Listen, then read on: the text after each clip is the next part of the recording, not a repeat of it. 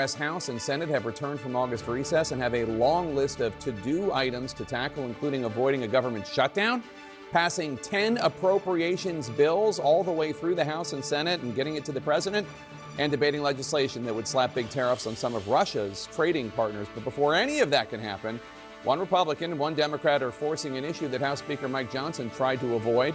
That is the release of all of the Epstein files. Democrats on the House Oversight Committee are right now speaking after talking to some of Epstein's victims. Let's listen in. The most powerful people, not only in our country, but who knows, from across the world. So today served, I think, as a reaffirming of our commitment, our profound commitment to making sure that we get justice and we get accountability. There were many themes that we heard today from the brave women who spoke to us.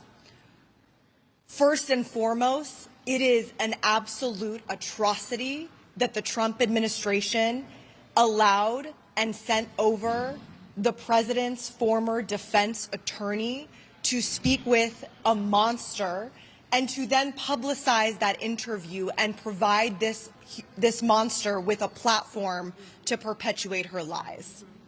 The Trump administration needs to be held accountable for that. We need to demand that Ghislaine Maxwell never get a pardon from the United States government and actually serve out the time that she was given and that she deserves for the crimes that she committed. House Oversight Democrats, and I'm so grateful to our leadership. We are incredibly lucky to have the leadership of Representative Garcia and, of course, Congresswoman Lee, who initiated the subpoena. But this is just the beginning. I think today made very clear that even those of us here who've been working on this and fighting for this, there is so much to this story that nobody knows. There are decades worth of stories and information and a cover-up of this capacity to have allowed for the abuse of over 1,000 women over the course of decades, and then stories that demonstrate that Epstein and others were able to perpetuate the abuse beyond, even after the public knew. We know there's a lot more to this. And I think that this is the most corrupt administration in American history, and this story shows it more than anything. So we will keep fighting in honor of the survivors who are brave enough to put themselves out there for truth and justice, and we will not back down until there is full accountability and prevention from this ever happening again. And with that, I will hand it over to my colleague, Congressman Lynch. Thank you so much. Thank you. Thank you, Yasmin. Today we had the opportunity to hear from 6 courageous women who were all victims of Jeffrey Epstein and Ghislaine Maxwell. Even though there are only 6 of them in the room today, they spoke on behalf of over 1,000 other victims of Jeffrey Epstein and Ghislaine Maxwell. And you could see that they were crushed in a way at the news that Ghislaine Maxwell had received favorable treatment from President Trump and his personal attorney, being relocated to a less secure facility. But we cautioned them. We cautioned the witnesses today to tell them that even though there was bipartisan support in that room for them, it was far from unanimous. And there are people at the very highest levels of this government today that are not happy that on the first day of our return, Congress is taking up this issue and defending the women, all the women who were victims of Jeffrey Epstein and Ghislaine Maxwell.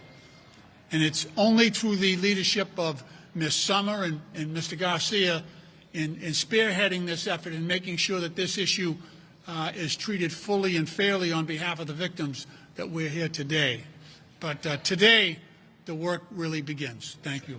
And I want to introduce my friend, the gentleman from Virginia, Mr. Subramanian.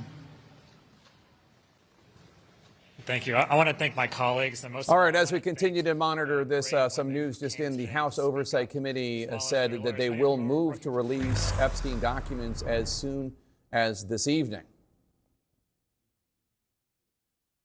So, as our elected officials meet with some of Epstein's victims, it's important to remember that for the most part, these survivors never saw justice fully served to Jeffrey Epstein or the others involved in his notorious sex trafficking ring. In 2008, federal prosecutors in Florida cut Epstein a now infamous sweetheart deal, which prevented prosecutors in South Florida from bringing any federal charges against Epstein. In 2022, the U.S. Supreme Court refused to consider claims from Epstein victim Courtney Wild, who argued that those federal prosecutors violated the Federal Crime Victims' Rights Act when they failed to tell Epstein's accusers about the sweetheart deal.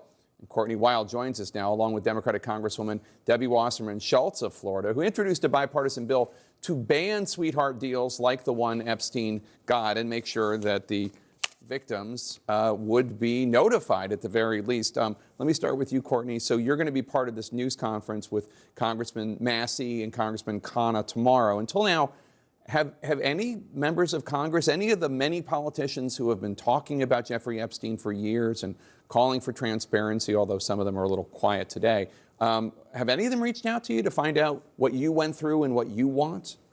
Nobody's reached out to me, surprisingly. And what would you want? I mean, Jeffrey Epstein obviously is dealing with a different kind of justice right now in hell or wherever he is. But what do you think needs to happen? At this point, for the survivors, for myself, seeing Epstein's face every day, it really it stops my healing journey and kind of puts me back into survival mode. So I understand I try to be transparent with this whole situation. I understand why everybody talks about this. There was such an injustice with our government and everybody involved. We all want answers. I just want, release the names, and be done with it. You know, it's like glamorizing this mysterious pedophile. For what? There's no new answers, no new information. It's just the same thing over and over again. Yeah, so get the information out so there can be some sort of justice. Congresswoman, tell us about the legislation you introduced. What's in it and where does it stand? Well, it's an honor to be able to introduce a piece of legislation in Courtney's name, the Courtney Wild Reinforcing Crime Victims' Rights Act, because these survivors, as we need to make sure that we underscore that they are, they never got a day in court that federal law required them to get, because the sweetheart deal, as you referred to it, allowed Jeffrey Epstein, to cop to a state misdemeanor. He was able to be on house arrest and actually go to work in his fancy office building every day. And in addition to getting off, and the victims, the crime victims and survivors never being told in advance, his accomplices who were complicit in the sex trafficking were also shielded from any accountability. And that's why this legislation needs to become law, so that can never happen again, that no matter what kind of a plea deal there is, that survivors, victims of this kind of crime would be able to go to court and be told in advance what the proposed plea deal is and have their day in court and get a measure of justice.